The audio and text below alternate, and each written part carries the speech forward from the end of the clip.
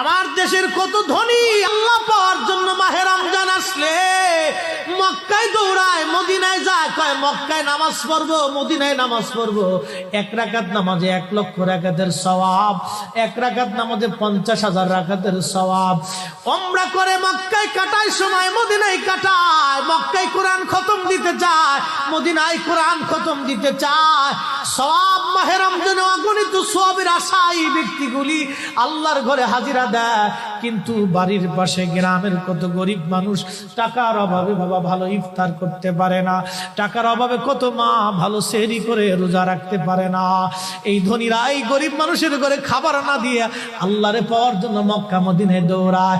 আল্লাহ ডাক দেখো, বান্দা একবার মরে দেখ, কায়দা মতো জুতা দিয়ে পিটামো, আমার বান্দারা না খায় ইফতার করবে, আর তুই আল্লাহ পাওয়ার জন্য মক্কায় আইছো, এমন আল্লাহ আমি ধরা দেব না।